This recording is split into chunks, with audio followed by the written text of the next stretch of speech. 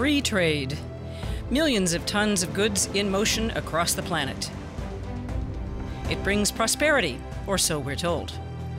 Protectionism and isolationism are evils from the past, or they were until Donald Trump called for duties on steel imports to the U.S. Europe and China threaten reprisals. Are we on the brink of a full-scale trade war? First, I'm signing an executive order to ensure that we fully collect all duties imposed on foreign importers that cheat. They're cheaters. How are we being deceived when it comes to global trade? And what role do we ourselves play in that deception? Germany can't expect the rest of the world to buy its goods while remaining reluctant to buy goods from abroad. The arguments made for and against free trade are full of contradictions. Germans are proud of the country's rank at the top of the list of exporting nations, seemingly unaware that free trade destroys livelihoods at home and abroad. It's a David and Goliath situation, but just that in this case, it's Goliath that wins because the European Union is the Goliath in the whole show. Who are the real winners? And is free trade really as free as it sounds?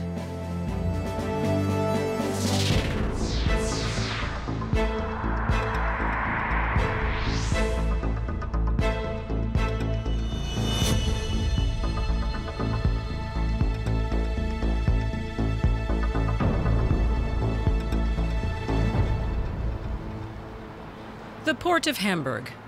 From here, German products are shipped to countries all over the world. In return, around 9 million containers arrive here every year, most of them from China. The city in northern Germany is a gateway to Europe for goods from Asia. And when they enter the EU, many products are subject to import duties. Cars from Asia and the US are taxed at 10%, clothing at 12%. Smartphones aren't taxed at all. Customs duties are complex. There are thousands of different types of tariffs in countless variations. Agents Gabi Janssen and Eva Hoffmann from the port's Central Customs Office check imports every day. It's their job to ensure that goods are declared properly. There are a vast number of loopholes.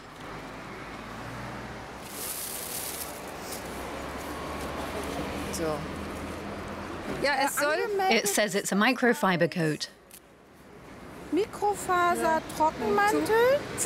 For a pet.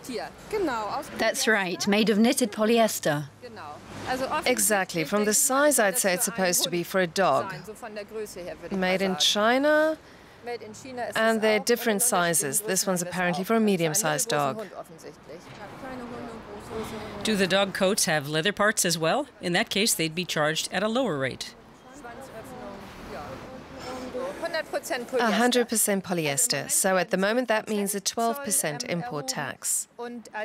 If these were saddles, that would only be 2.7%. They have no idea what's behind that difference. It's a decision taken at the EU level. All they do is check the contents of containers.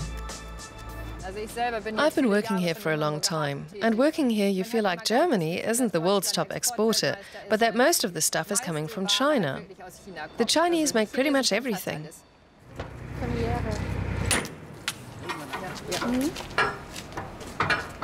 The question is, do import tariffs bring benefits outside of government coffers? I guess they protect a country's domestic economy. Is that true? What role does protecting domestic industries play in an era of global free trade?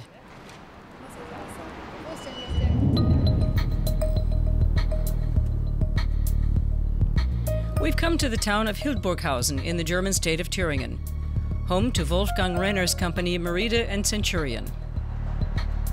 The former top cyclocross cyclist was the man who brought mountain biking to Germany in a big way. Today, he's a successful entrepreneur.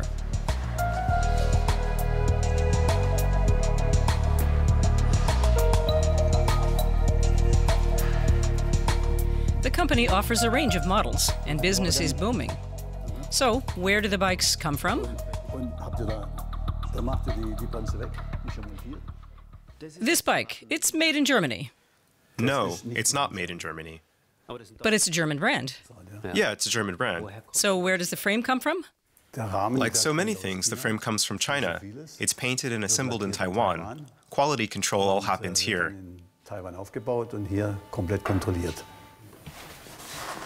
A bike designed in Germany, assembled in Taiwan from components manufactured in China. Made in this way, a bike like this pays a 15% import duty when it arrives in the EU. But if it was shipped directly to Germany from a factory in China, the importer would have to pay almost 50% in punitive tariffs. Why? Because a Chinese company can make bikes much more cheaply than a German firm ever could. 20 years growing, has become the world's largest bicycle manufacturing leading enterprises.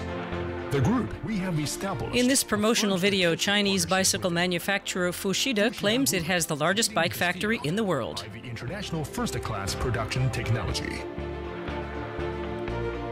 And more than 100 robots welding machines.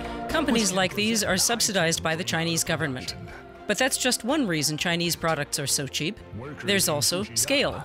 Are creating miracles one after another. With a production capacity of 100 million bicycles a year, China could quickly swamp the world with its products. Of various markets all over the world. Companies like Wolfgang Renner's would go under, so he sees the import tariffs as protecting Europe's bicycle manufacturing industry.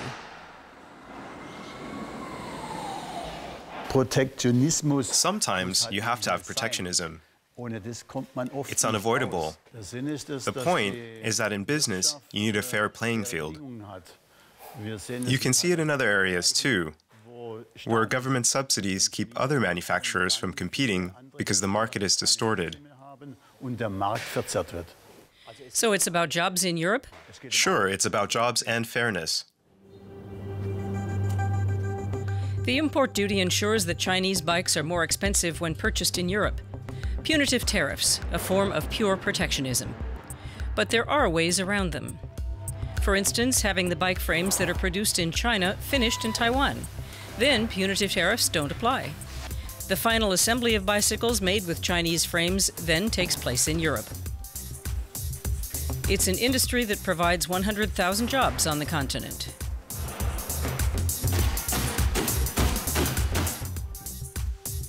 Renner is glad that protectionist tariffs keep Chinese competitors out of Europe's markets. But the international trade in bicycles is a hotly fought segment, and the companies trying to grab a slice of the pie will go to great lengths to do so.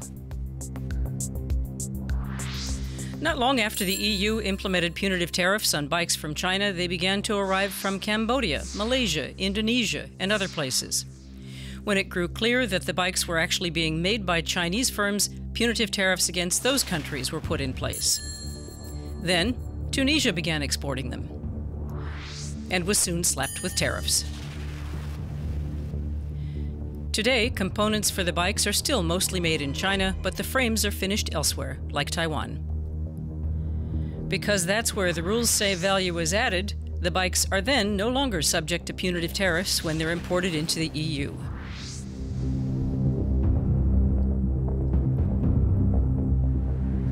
So what happens when the market for bicycles isn't protected by high import duties?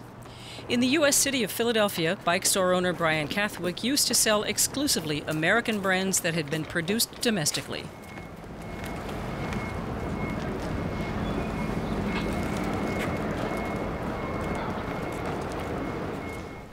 But that changed a few years ago. There are still American brand names, but the bikes all originate in the same place.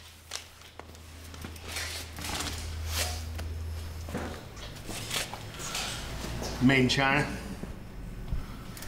It doesn't matter which the manufacturer is.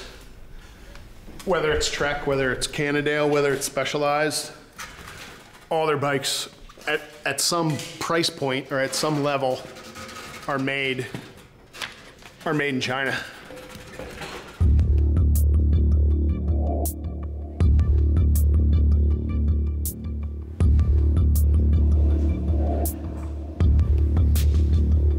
Without protectionist policies like those in Europe, he says Chinese bikes have flooded the market in the U.S., and that has in turn destroyed a lot of jobs in the country, especially in his home state of Pennsylvania, where the bike manufacturing industry once flourished.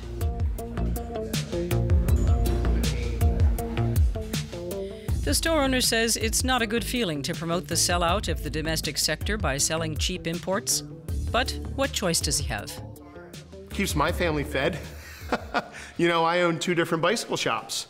To be able to offer my consumer a bike for under $400 that has gears, to be able to offer a bike for under $300 that's like a single speed ride around the city, it's nice to be able to do that. President Trump has threatened many sectors with punitive tariffs, but not the bike industry. In general, Cathwick is critical of protectionist measures, but he would have made an exception for bicycles.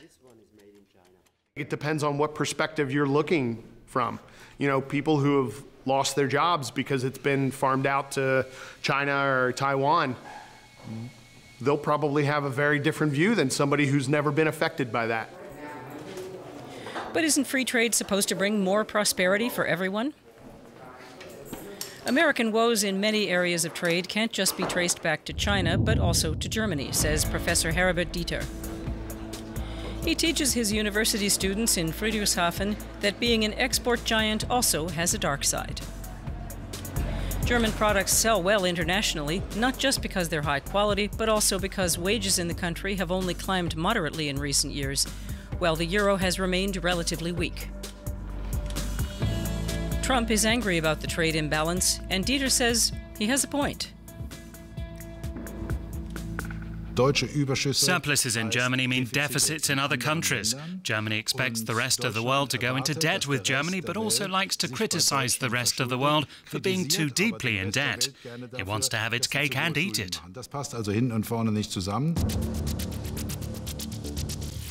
Germany really does profit immensely from global trade. In 2017, it exported goods worth over 1.2 trillion euros. Like China, that makes the EU a big net exporter. Germany has a whopping 250 billion euros trade surplus. The US has a deficit of around 500 billion, with many more goods and services flowing in than flowing out. Ongoing debt has long-term consequences for America.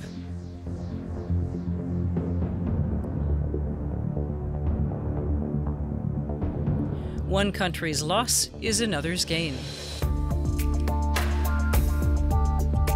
We head next for Bavaria.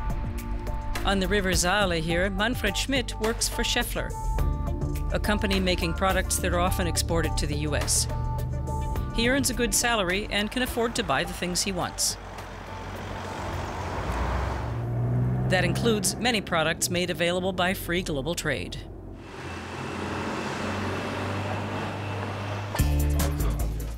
Just like most households all over the world, the Schmidt's home is full of things made in other countries.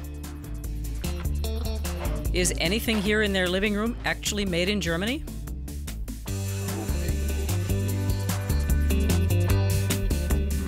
Very little. If we got rid of everything that wasn't made in Germany, there'd be nothing left.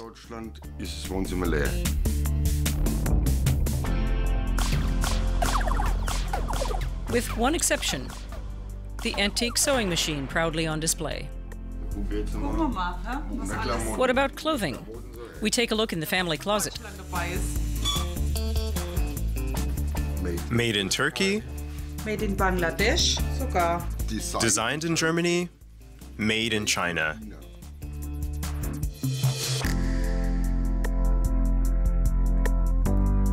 Even their pantry is full of food from all over the world.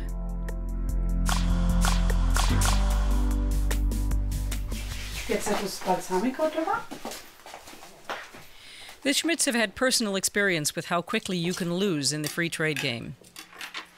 Manfred Schmidt nearly lost his job when Schaeffler wanted to move his plant to a cheaper location abroad.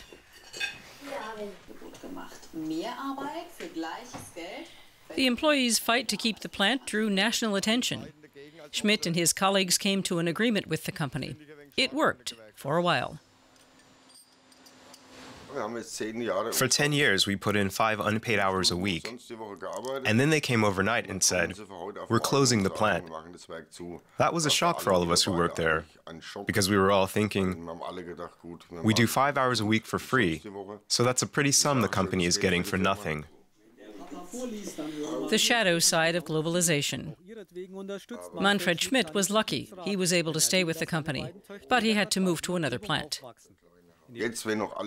Everything's all sweetness and light now, and they act like we're the winners because we make good money in the industry. But that's down to relocations and plant closures.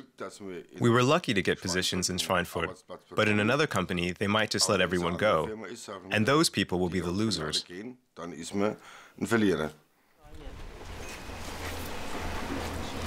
Manufacturers usually go where it's cheapest. We take a look at the Schmidt family bicycles. The brands are all German. But we know where they were all made, at least the frames.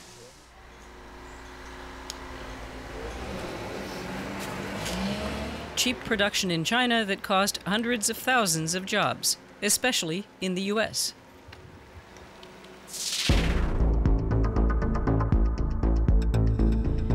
Back to Philadelphia. The city is a dynamic, growing urban center. But in the surrounding region, the factories and jobs have disappeared, like in many parts of the US.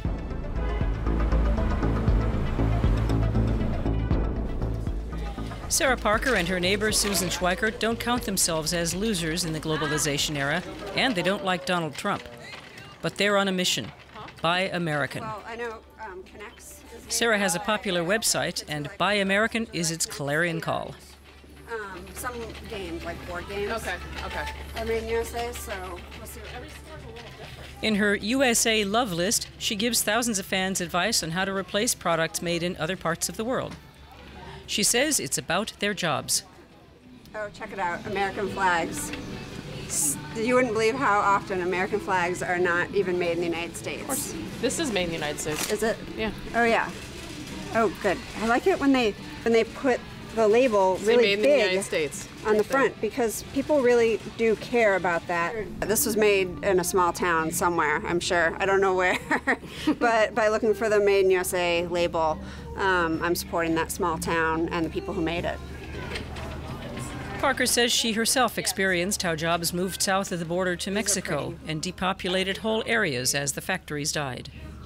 China, yeah. She decided to do something about it. My first job after college was selling Chevrolet. I went back a few years ago, and that dealership is closed, weeds growing, completely abandoned. It's sad to see. And the pride that people have when they build something and then are able to purchase it, I think that we've lost that. It's often hard to determine the origin of global products. That's the new norm. The two Americans say that should bother us more. You know, they don't have to tell you where things are made. I think it's only food things and cars. So we're actually lucky they give us as much information as they do. Parker admits that she made an exception when she bought a Volvo. The Swedish carmaker now belongs to a Chinese multinational. In her household, she says she's trying to buy only American-made products, with, at times, limited success. So there's some things that I'm not sure, but I know the KitchenAid is assembled in Ohio. I think I read that the bowl is made in Korea. I know that the toaster is not. You cannot buy an American-made toaster. I thought this was American-made. Let's see where the label is and see because it says General Electric. Her initiative sounds like it has a nationalist agenda.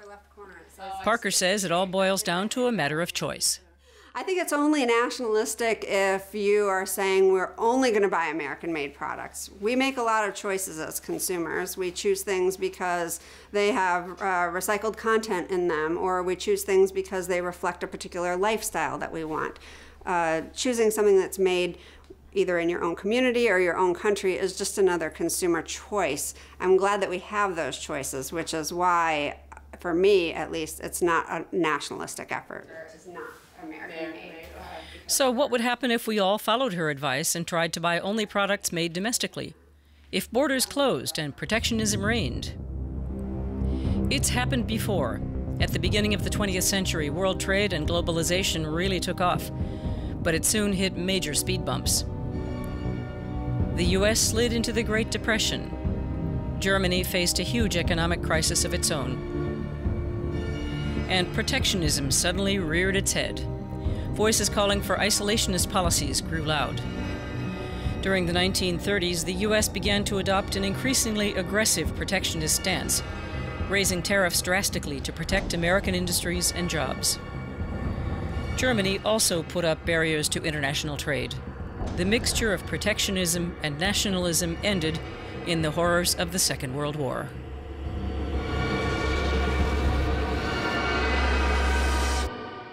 There were disastrous developments in world trade. In terms of volume, it fell by 2/3 within 4 years. By today's standards, that's unimaginable. If we saw a 5% fall in trade, people would call it a major crisis. But back then, it fell drastically and dramatically. And that development can be traced back to protectionist policies put in place by the United States of America.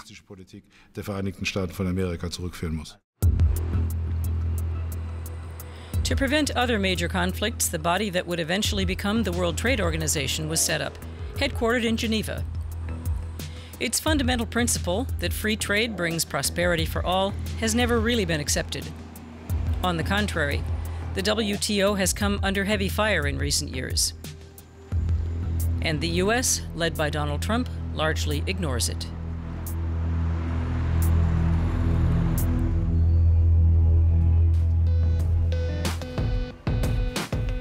Is protectionism set to send the world into a new economic and political tailspin?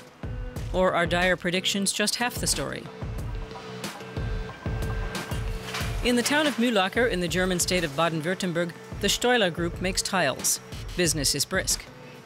The construction industry is healthy. But the business is facing stiff competition from China. Tiles from there are unbeatably cheap. So the EU has put punitive tariffs in place.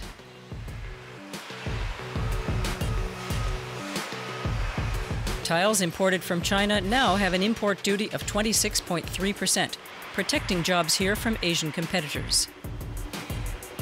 If they didn't exist, says Wilson, baths and kitchens in Germany would soon all be tiled with Chinese products.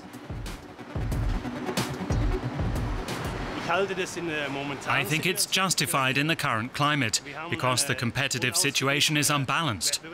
We know that Chinese manufacturers are selling their overcapacities internationally at very, very low prices. And that puts us in a situation where we can no longer be competitive. We can't keep up if we have to play by those rules.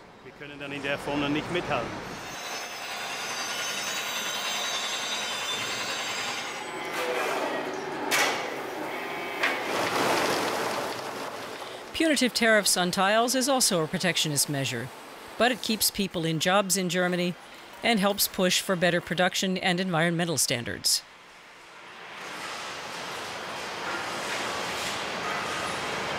We produce here in Germany. We're expected to comply with laws that are relevant in Germany, and we do. So we exercise control over things like environmental aspects. Of course, we don't have that for products coming from abroad. Then there's the issue of weight versus value. Does it really make sense to transport these products over such long distances? Without punitive tariffs, European tile makers wouldn't hold out long under the pressure exerted by their Chinese counterparts. If the EU hadn't instituted protectionist measures, the industry would soon disappear. And not just the tile industry. In all, the bloc has put punitive tariffs in place for 53 types of imports from China, among them steel, porcelain, and even ironing boards. The anti-dumping measures have been accepted by the WTO. Protectionism is alive, well, and apparently protecting jobs.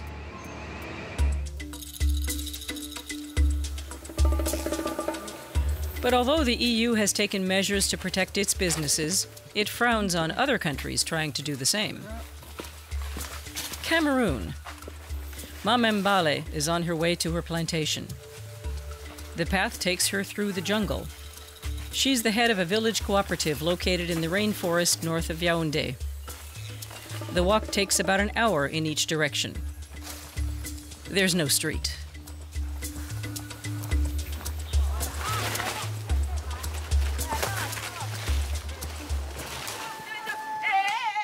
The cooperative members harvested over 2 tons of onions here last year and sold the crop at a market in the distant capital.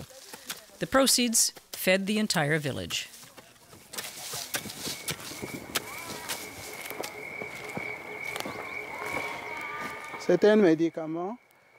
We use onions as a remedy. For example, when you have digestive complaints. We use it as an antiseptic, and we make our sauces with onions. Cameroonians wouldn't know what to do without onions.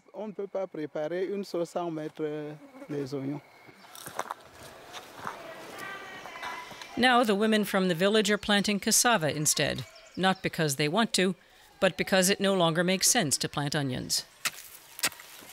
Onions imported from Europe have destroyed the market. To protect farmers like these, Cameroon would have to raise import duties even more. But it can't, because a new free trade agreement with the EU, called EPA, prohibits that. Our onion fields stretched from here down to the river and over there. But then we stopped being able to sell all of them because of the huge number of imports. That's why we had to stop growing them.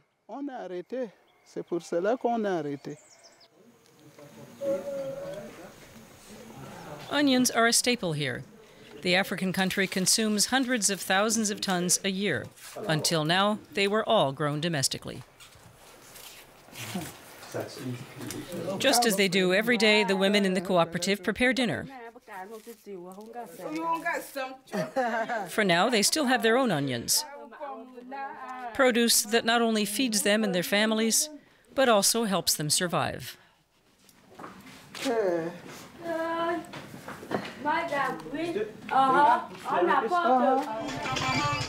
50 kilometers south, at a market in Yaoundé, it's growing harder and harder to find onions grown domestically. Every morning, trucks arrive here filled with onions. Most of them have been imported from Holland. They're the ones packaged in red nets. Mama Mbale has dressed up for the trip to Yaoundé to talk about the onion issue. She's meeting up with Yvonne Takang, who heads up an office that examines the effect free trade is having on everyday consumers here.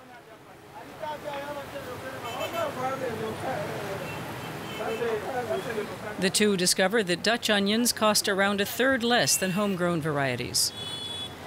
But how can that be when there's already a 30% punitive import tariff on the vegetable?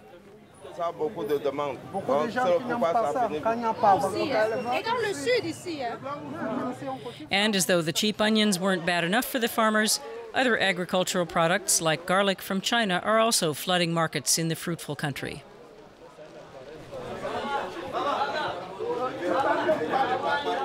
We have no chance, as you can see.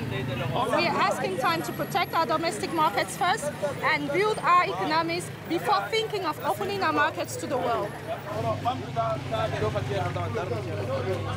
European overproduction is undercutting Africa's agriculture sector.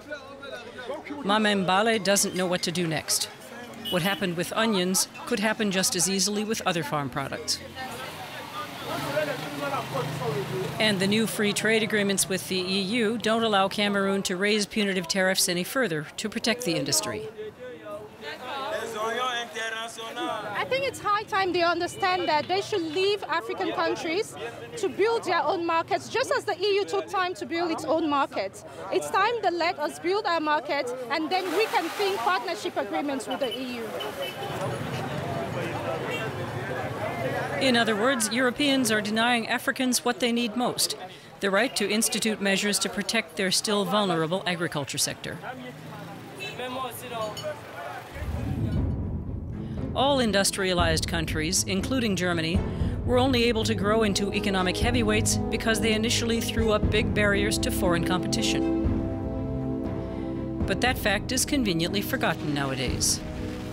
Without protectionism, in other words, Germany never would have turned into the industrial powerhouse it later became. Back in the 19th century, the Iron Chancellor Otto von Bismarck closed borders to keep out imports of wood and grain from Russia. And Britain also protected itself by coming up with the Made in Germany label. At the time, it was meant to identify cheap, mass-produced knives. Only later did the description grow to have positive connotations. Countries preach free trade principles when they themselves are especially competitive, and they preach it for the sectors where they're especially competitive. But in areas where they're less competitive, they allow protectionism, like in agriculture in Europe. For example, in Switzerland. We've come to the canton of St. Gallen. Not long ago, the Swiss decided in a referendum to support more food security and quality in their country.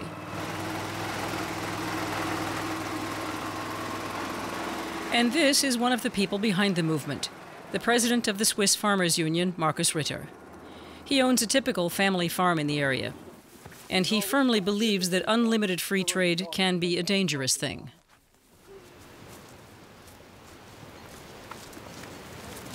Langsam, langsam, langsam.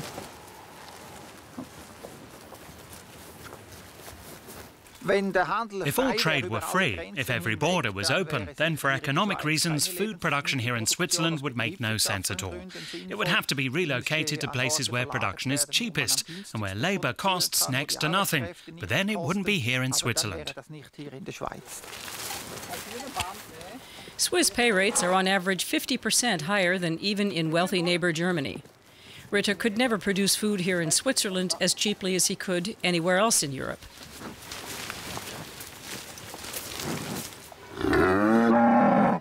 But it's about more than price. It's also about having a domestic industry and saving jobs. That's why the country has imposed import duties on a range of products. The amount of those duties makes a big difference here in whether a business can today be run profitably. Where the duties are very low, as is the case with milk, for example, it makes things very tough. Where they're higher, as they are with things like fruit and veg, in those markets they work very well. Here's how the Swiss do it. Strawberries are a good example. Most of the year, they're charged 3 Swiss francs of import duty per 100 kilograms. But during the harvest season in Switzerland, that climbs to 510 francs, which basically amounts to a ban on strawberry imports. With onions, importers usually pay just under 3 francs per 100 kilos, but while Swiss onions are being harvested, it's 126 francs. With veal, importers pay 109 francs in duties within a fixed limit. If you want to import more, though, you'll have to dig deep. 2,900 francs on duties for just 100 kilograms of meat. So what about bicycles? No matter where they're from, they cost just 12 francs apiece in tariffs.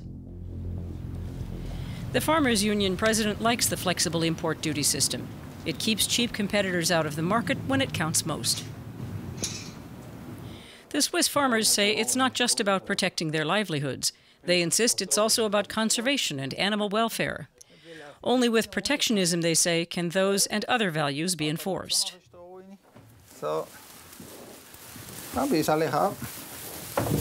Cattle breeder Markus Ritter doesn't believe free trade principles are compatible with production standards the Swiss would accept. What's very important is that here in Switzerland we also believe we have an ethical responsibility to produce the food here that we can, and not just seek to use our purchasing power to get things on the world market as cheaply as possible. So price plays a role, but ethical responsibility also plays an important one. Of course, the Swiss pay a high price for supporting domestic production of food, but it's the only way to make farmers in the country competitive in a cheaper world. That's protectionism. And Germans do it too.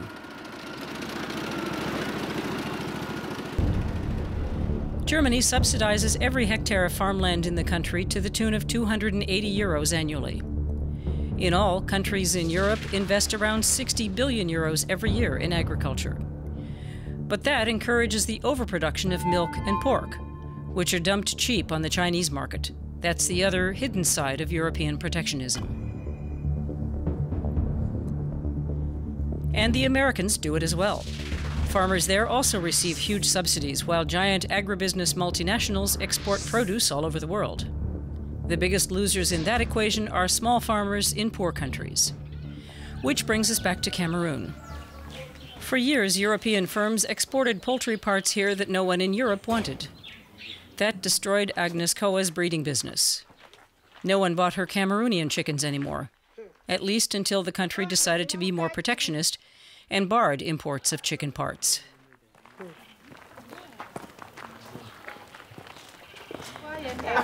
Since then, business has slowly picked up. People in her village are slowly beginning to raise birds for sale again.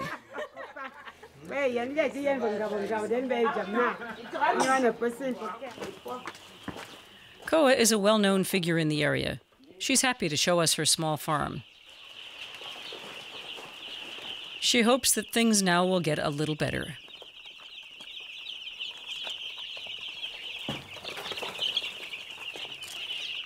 These coops remained empty for years because European chicken, especially parts from Germany, simply made it too cheap for her to compete.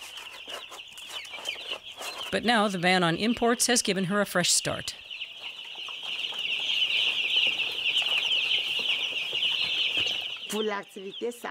It's going well again. I love my business. I'm so happy. You can earn money again with chicken farming.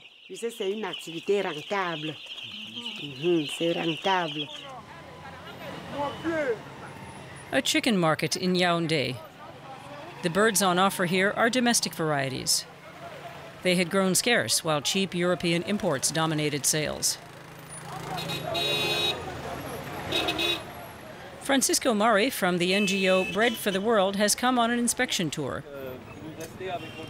15 years ago, he was one of the first to raise a public outcry about how Europe's poultry waste was destroying livelihoods in Africa. He's glad to see that Cameroon's ban on the import of frozen poultry parts has restarted domestic production. Closing the border helped in this case. But Cameroon has to lift the ban because, according to an agreement signed with the EU, tariff and non-tariff barriers have to go. But Mari believes that at this critical juncture in its development, Cameroon more than ever needs to protect its industries.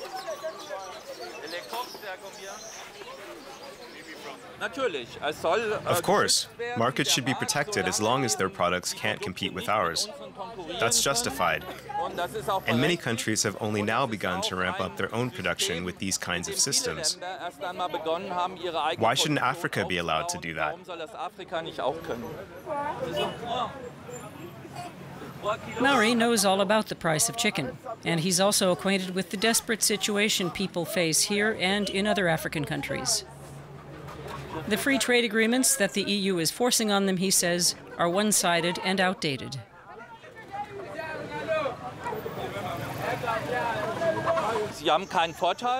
They give these countries no advantages that they didn't already have, namely market access. And they had to open up their own markets step by step to get it. Cameroon has little chance to protect itself. Other industries and trades also need protecting, says Mari, because they're still in a critical phase. Companies in Cameroon, for instance, could begin building powerful motorcycles. Today, they all come from China.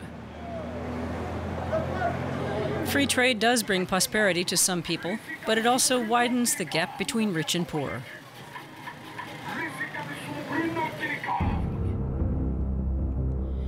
The richest 10% of humanity now owns 90% of the wealth on the planet. The poorest 50% of the world's population has to make do with almost nothing, just 0.2% of the wealth. The winners are those who can afford to invest in global concerns. Google parent company Alphabet has quintupled in value in the last few years. Apple's value has risen by a factor of 10. During the same period, the world economy has only grown by about a third. But capital flows across borders wherever money can be made.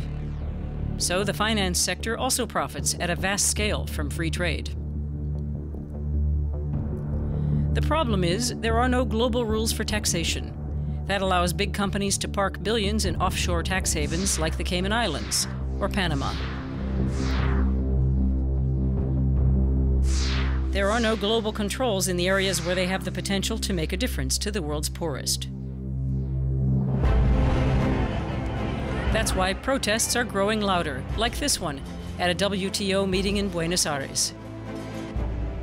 Critics say the organization is little more than a cartel, there to protect the interests of the powerful industrialized nations and global concerns.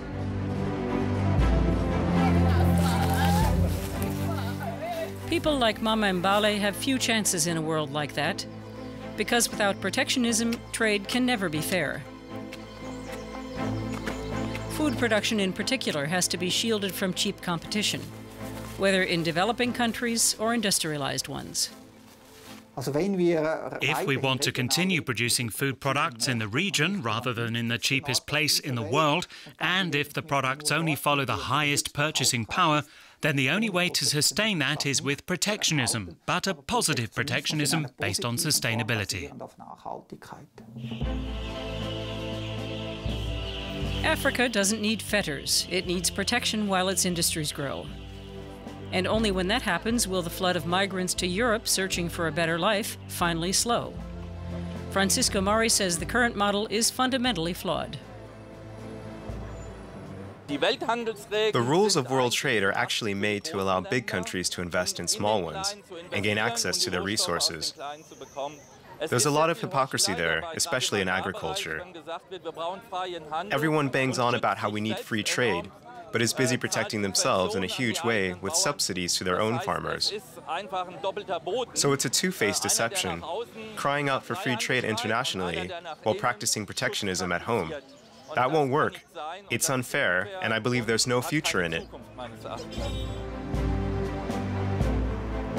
The global exchange of goods is always a fight for prosperity. And in the end, there are winners and losers. Trade that is truly free is a myth and will always remain one.